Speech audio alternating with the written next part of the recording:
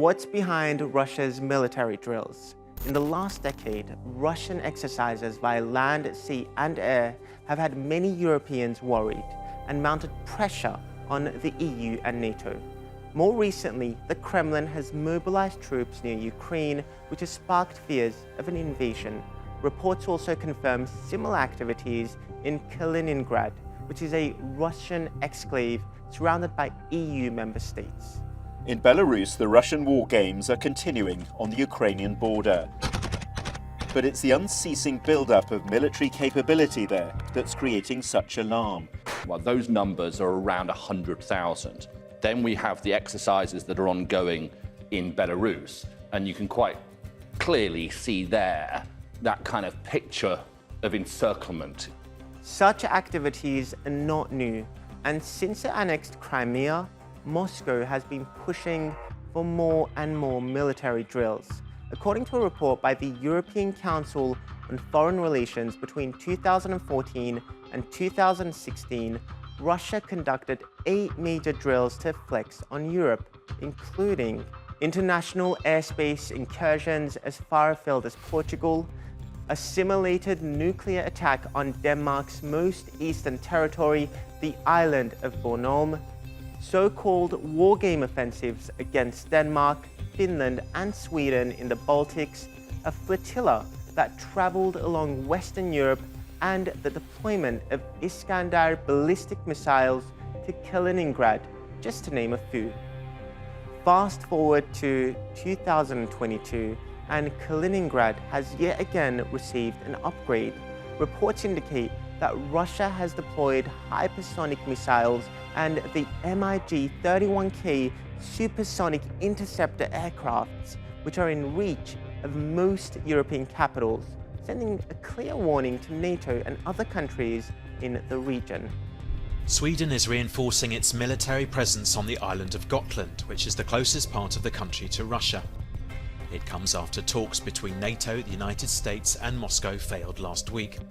Although Sweden is not a NATO member, it's a close ally of the military alliance. The signal is towards our own population that we are ready to defend our values and what we stand for. It's also a signal to our friends and partners that we work and cooperate with. Sweden, traditionally a neutral country and not a NATO member, is now intimidated by what European analysts call Russia's heavy metal diplomacy. It's a prime example of Russia's political use of its military in Europe. The threat of potential armed action is meant to deter Sweden from joining NATO, but instead, Sweden is debating whether joining the alliance, just like the Baltic countries, may be in its best interests after all. But in the eyes of Kremlin officials, things aren't really what they seem. They believe Europe and NATO has long neglected Russia's interests and treated it as a hostile enemy. Russian Defense Ministry spokesperson Igor Konashenkov once said allegations about the Russian military threat is to intentionally create panic and maintain the image of a treacherous enemy which can provide colossal military budgets. And in 2016, Foreign Minister Sergei Lavrov said, "You must understand that if military infrastructure draws close to Russian borders, we will naturally take the necessary technical military measures. There is nothing personal in that."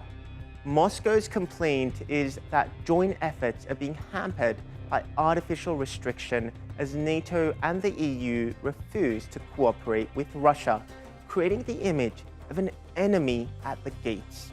Конечно, нет. Whether we want to have a war in Europe or not, of course we don't. And this is exactly the case why we have proposed to have a talks process. The results of those talks, those negotiations, should be an agreement on equal security, including our country. Unfortunately, and we have already mentioned that, there has been no meaningful constructive response to our proposals. We haven't received them. Russia's heavy metal diplomacy may not be the best type of diplomacy, but it perhaps sees it as the only option to meet with the Western blocs on equal terms. And it just might be that Russia is simulating war scenarios with Ukraine, the EU and NATO. Not that it wants to go to war, but to show that it's ready for the worst case scenario.